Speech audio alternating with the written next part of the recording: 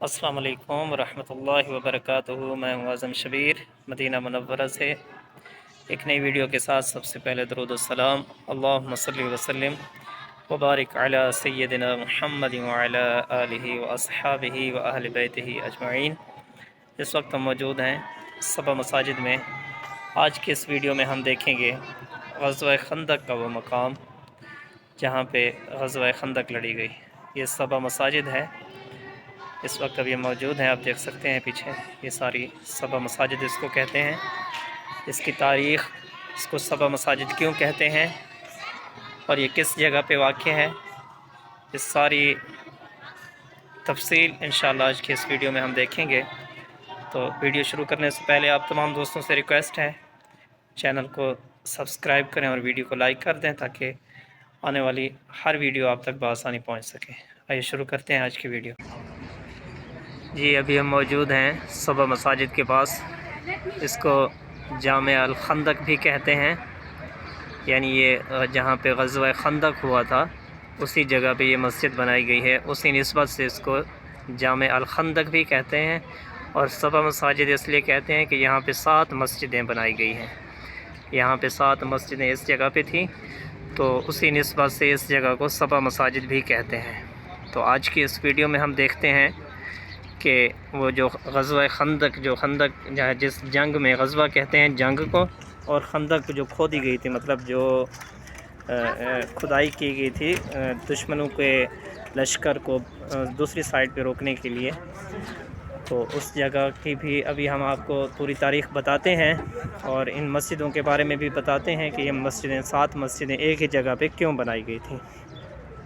तो चलते रहिए हमारी वीडियो के साथ, देखते रहें। अभी हम सबसे पहले जा रहे हैं उस मस्जिद में जिसको मस्जिद फ़तह कहते हैं। इन्हीं 7 मस्जिदों में जिसका शुमार है उसको मस्जिद फ़तह कहते हैं। एक जहाँ पे हुज़ूर सल्लल्लाहु ताला अलैहि वसल्लम का कैंप था, और फ़तह के बाद जब जंग फ़तह हुई, मतलब ये ग़ज़वा जब हुआ था ग़ज़वा खंदक, इसमें मुसलमानों की फ़तह हुई थी। तो जब फ़तह हुई तो हुज़ूर सल्लल्लाहु ताला अलैहि वसल्लम ने शुक्राने के नवाफ़िल अदा किए जंग फ़तह करने के बाद। तो वो इस मस्जिद में अभी हम जा रहे हैं। ये सामने वो मस्जिद है। इस जगह पे हुज़ूर सल्लल्लाहु ताला अलैहि वसल्लम ने शुक्राने के नफ़िल अदा किए, और इसी जगह पे हुज़ूर सल्लल्लाहु ताला अलैहि वसल्लम का जंग के दौरान कैंप भी था। मतलब जो तकरीबन 1 महीना तक ये जंग जारी रही थी, उस 1 महीने में हुज़ूर सल्लल्लाहु ताला अलैहि वसल्लम का जो कैंप था वो इस जगह पे था। ये अभी मस्जिद फ़तह, अभी हम जा रहे हैं ऊपर ही से आपको सारी तफसील बताते हैं इस जंग की। वो मकाम भी दिखाते हैं जिस जगह पे वो खंदक खोदी गई थी। ये जो हमारे उमरा ज़ायरीन हुज्जाज कराम आते हैं उनको ग्रुप वाले बाहर से दिखा देते हैं, बता देते हैं कि ये सबा मसाजिद है, लेकिन इसकी तारीख़ कोई नहीं बताता कि ये सबा मसाजिद क्यों हैं, यहाँ पे क्या हुआ था, और इन 7 मस्जिदें जो बनाई गई हैं 7 मस्जिदें, इन 7 मस्जिदों का क्या मतलब है। इन सारी तफसील आज इंशाअल्लाह आज के इस वीडियो में हम आपको बताते हैं। ये सबसे पहले आप देख सकते हैं, ये अभी हम ऊपर आ गए हैं मस्जिद फ़तह। ये मस्जिद फ़तह, उसकी तारीख़ लिखी हुई, उधर को लेडीज़ खड़ी हुई हैं तो वहाँ नहीं जाते हम। ये है मस्जिद फ़तह जहाँ पे हुज़ूर सल्लल्लाहु ताला अलैहि वसल्लम का कैंप था, और हुज़ूर सल्लल्लाहु ताला अलैहि वसल्लम ने जंग फ़तह करने के बाद यहाँ पे नवाफ़िल अदा किए। जी ये ऊपर से आपको अभी दिखाई मस्जिद फ़तह। तो वहाँ से जैसे ही नीचे आते हैं तो ये यहाँ पे ये है मस्जिद हज़रत सलमान फ़ारसी रज़ियल्लाहु ताला अन्हु। ये भी हुज़ूर पाक सल्लल्लाहु ताला अलैहि वसल्लम के सहाबी थे, और इस जगह पे हज़रत सलमान फ़ारसी रज़ियल्लाहु ताला अन्हु का कैंप था। ये मस्जिद, ये जैसे यहाँ से ये सबा मसाजिद है, इसके साथ ही ये मस्जिद हज़रत सलमान फ़ारसी, और सामने ये है मस्जिद फ़तह जहाँ पे हुज़ूर सल्लल्लाहु ताला अलैहि वसल्लम का कैंप था। जी उस साइड से आपको दिखाई, ये सामने मस्जिद फ़तह, और उसके नीचे मस्जिद हज़रत सलमान फ़ारसी। फिर यहाँ से इस साइड पे मस्जिद की दूसरी साइड पे आ गए। अब यहाँ पे ये है मस्जिद हज़रत अली बिन अबी तालिब रज़ियल्लाहु ताला अन्हु। ये मस्जिद अभी हम अंदर जाने की कोशिश करते हैं, अभी है तो बंद ही है, कोशिश करते हैं अगर अंदर जाने का रास्ता है तो आपको अंदर جا کے دکھاتے ہیں، پھر دو اور مسجدیں ہیں وہ بھی دکھاتے ہیں۔ جی ابھی ہم موجود ہیں مسجد علی بن ابی طالب رضی اللہ تعالی عنہ پہ، اندر راستہ مل گیا اندر آنے کا، یہ تو بند ہوئی ہے، کام چل رہے ہیں ہر جگہ پہ۔ تو یہ ابھی ہم مسجد حضرت علی بن ابی طالب رضی اللہ تعالی عنہ کے اندر آ گئے ہیں، ابھی اندر سے آپ کو دکھا دیتے ہیں۔ اس جگہ پہ حضرت علی کا کیمپ تھا۔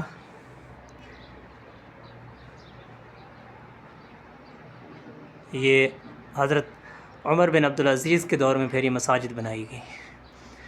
یہ 7 کیمپ تھے، صحابہ کرام تو یعنی بہت سارے تھے، 1200-1300 صحابہ تھے، تو ان میں سے خاص جو کیمپ تھے وہ 7 کیمپ لگائے گئے تھے یہاں پہ صحابہ کرام کے۔ یہاں پہ 2، جیسے آپ کو پہلے بتایا، حضرت ابوبکر صدیق اور حضرت عثمان بن عفان کے 2 کیمپ اس جگہ پہ تھے، بڑی مسجد کی جگہ پہ، سامنے حضور صلی اللہ تعالیٰ علیہ وسلم کا کیمپ تھا، اس کے نیچے حضرت سلمان فارسی اور یہ حضرت علی رضی اللہ تعالیٰ عنہ، اور یہ سامنے حضرت عمر رضی اللہ تعالیٰ عنہ کا کیمپ اس جگہ پہ تھا۔ یہ اندر کنسٹرکشن چل رہی ہے تو یہاں پہ نہیں جا سکتے۔ ابھی ایک اور مسجد اور ہے، حضرت بی بی فاطمہ کا کیمپ جس جگہ پہ تھا، فاطمہ الزہرا رضی اللہ تعالیٰ عنہا کا، تو اس جگہ کی بھی ہم آپ کو انشاءاللہ زیارت کرواتے ہیں۔ تو اس سے پہلے کچھ اس جنگ کے بارے میں آپ کو بتا دیں کہ یہ جنگ کب اور کیسے ہوئی۔ یہ سن 6 ہجری کی بات ہے کہ یہاں مدینے میں کچھ یہودی بدعہدی کر رہے تھے، تو حضور صلی اللہ تعالیٰ علیہ وسلم نے ان کو مدینے سے نکال دیا۔ وہ جا کے خیبر میں رہنے لگے، وہاں ان کو شرارت سوجھی تو وہ مکے چلے گئے، اور مکہ کے کفار مشرکین سے کہا کہ مدینے میں تو محمد صلی اللہ علیہ وسلم دین اسلام پھیلا رہے ہیں، کافی تعداد میں اضافہ ہو رہا ہے، تو تم سب مل کے مسلمانوں کو ختم کر دو، اس سے پہلے کہ ان کی تعداد میں بہت اضافہ ہو جائے اور وہ تم سے جنگ کرنے کے لیے یہاں پہ پہنچیں اور یہاں پہ قبضہ کر لیں۔ تو وہ سارے ابو سفیان اور وہ سارے جو کفار مشرکین کے جو قبائل تھے وہ سارے اکٹھے ہو کے تقریباً 10-12 سے 13 ہزار کا لشکر لے کے یہاں مدینے کے لیے نکل پڑے کہ مسلمانوں پہ حملہ کر کے مسلمانوں کو ختم کر دیتے ہیں، مسلمانوں کو صفحہ ہستی سے مٹا دیتے ہیں۔ یہاں پہ حضور صلی اللہ تعالیٰ علیہ وسلم کو خبر ہو گئی، تو حضور صلی اللہ تعالیٰ علیہ وسلم نے تمام صحابہ کرام کو جمع کیا اور مشورہ کیا کہ کفار و مشرکین وہاں سے حملہ کرنے کے لیے نکل پڑے ہیں بہت بڑے لشکر کے ساتھ، کیا لاہ عمل اختیار کیا جائے۔ تو تمام صحابہ کرام نے مشورہ دیا، جس میں حضرت سلمان فارسی بھی تھے، باقی سارے تو عربی تھے، عرب کے رہنے والے تھے۔ حضرت سلمان جو تھے وہ فارس کے تھے، فارسی تھے، مطلب فارس کے رہنے والے تھے۔ تو انہوں نے عرض کیا، رسول اللہ ہمارے علاقوں میں جب جنگیں ہوتی ہیں تو وہاں پہ خندقیں کھود دی جاتی ہیں، مطلب گڑھے کہہ لیں، مطلب راستہ روک دیا جاتا ہے، کھدائی کر کے دشمنوں کا راستہ روک دیا جاتا ہے۔ تو حضور صلی اللہ تعالیٰ علیہ وسلم کو حضرت سلمان فارسی کا یہ مشورہ پسند آیا، تو حضور صلی اللہ علیہ وسلم نے 10 صحابہ کرام کا گروپ بنایا اور کہا کہ 40-40 گز تقریباً جگہ بانٹ دی کہ 10 صحابہ کرام ان 40-40 گز کی جگہ پہ کھدائی کریں گے۔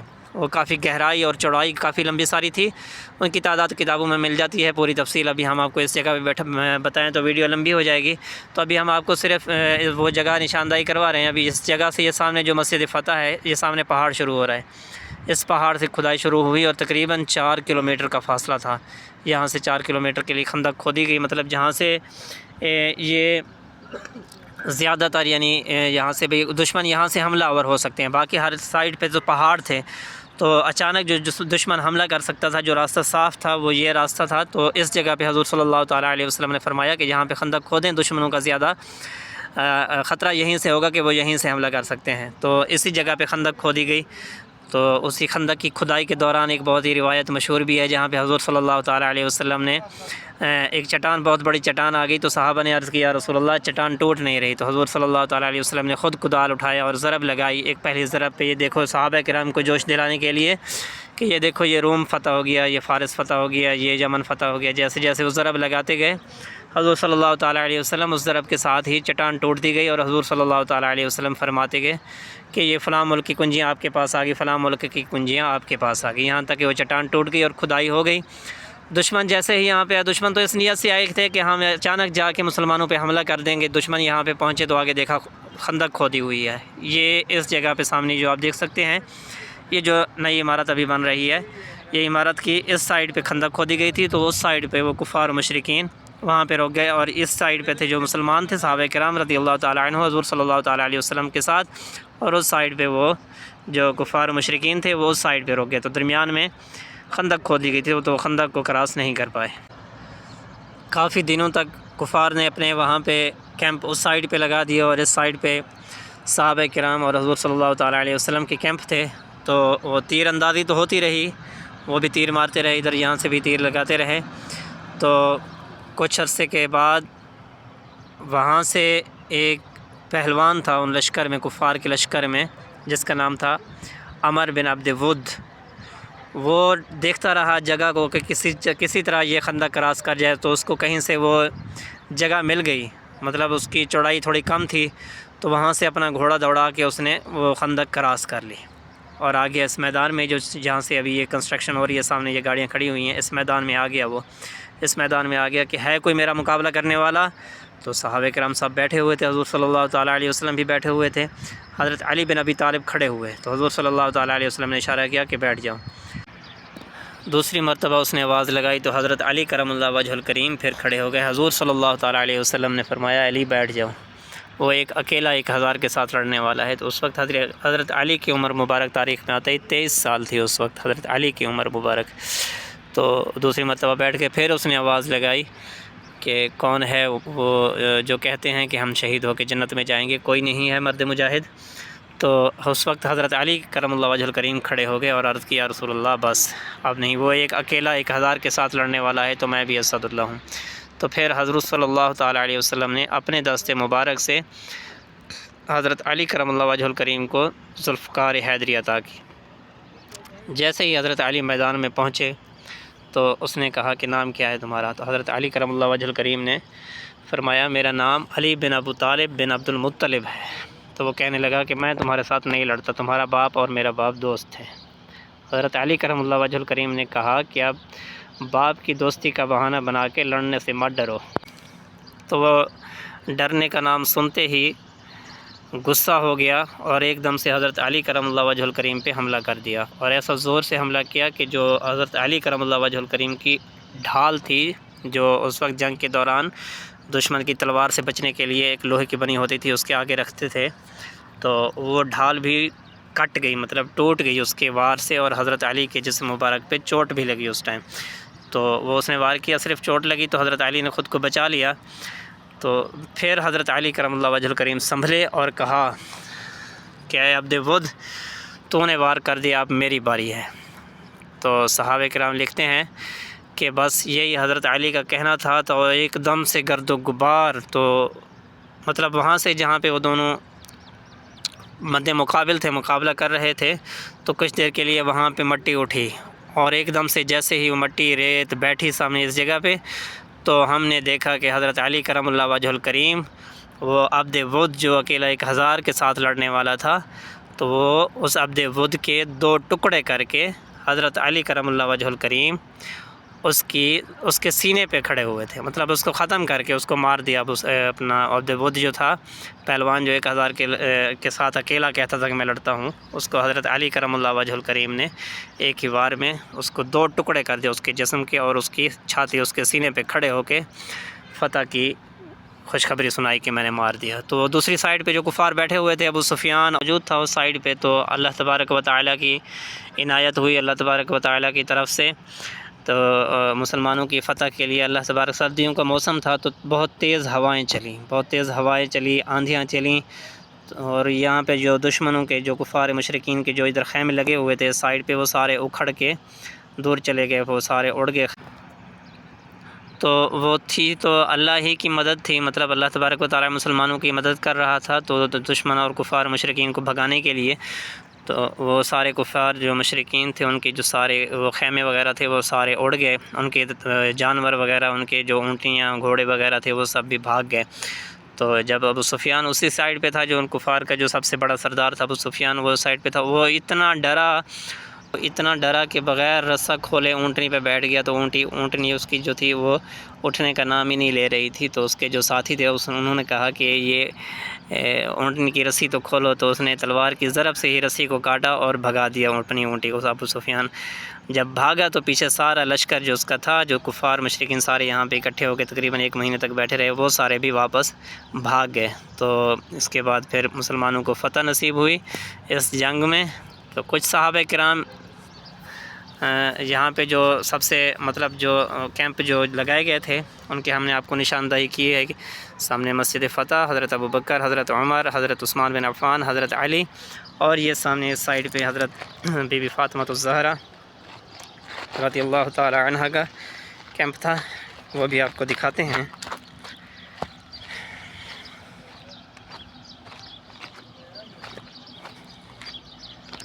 درود پاک پڑھتے رہیں، اللہم صلی وسلم وبارک علی سیدنا محمد وعلی آلہ واصحابہ اجمعین۔ یہ حضرت بی بی فاطمہ الزہرا کا کیمپ اس جگہ پہ تھا۔